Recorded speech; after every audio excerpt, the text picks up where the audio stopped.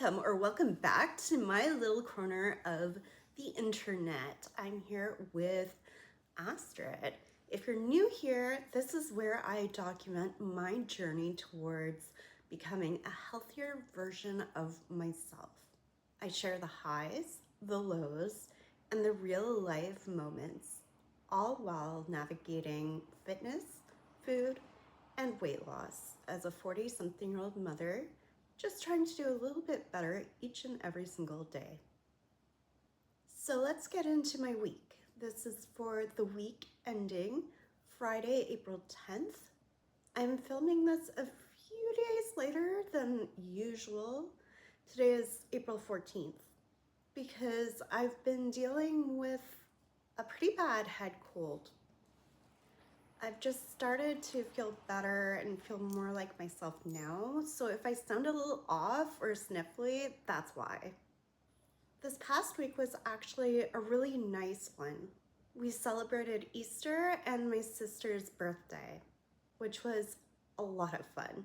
I had lamb for the first time in forever, and it was so good. Definitely something I'll be having again.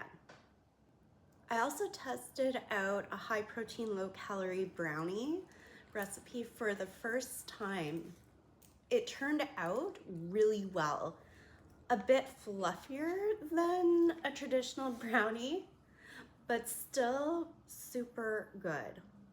I'm planning to make it again soon, so I'll be filming how to make it to share with all of you.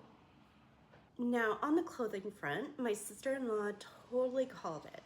She told me the extra large leggings I had bought from Walmart would be, well, too big within about a month. And this week, I realized she was absolutely right. But honestly, it worked out perfectly because she ended up passing along a huge amount of clothes to me. Leggings, shorts, skirts, all really, really nice pieces that no longer fit her because she shrunk. I feel so lucky and grateful to have been given all of this, and I guess it makes it official.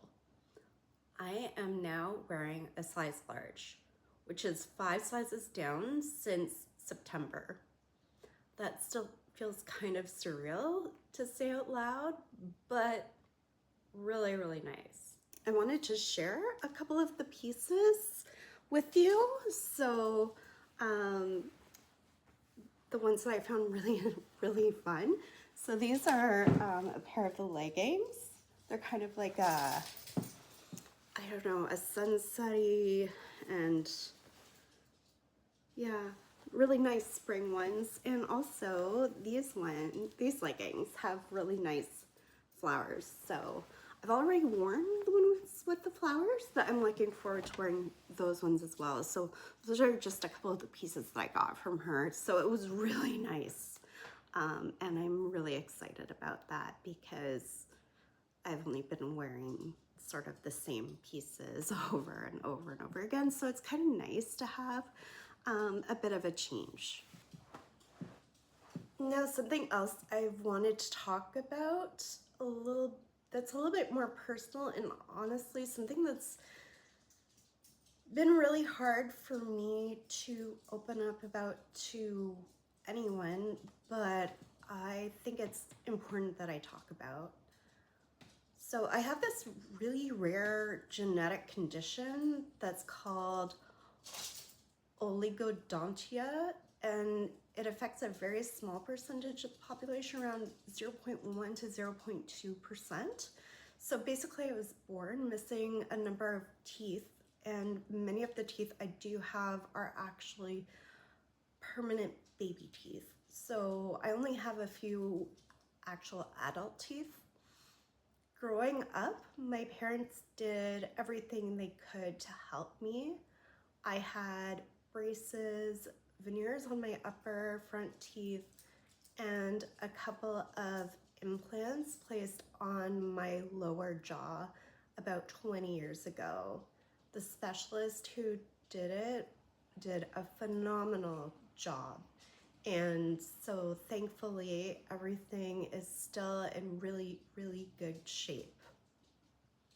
However, currently I'm missing teeth between my upper canines, and I only have a molar on each side of my upper teeth. And it's been like that for a really long time. And that has impacted me more than I've probably ever talked about. It's made me really self-conscious about smiling.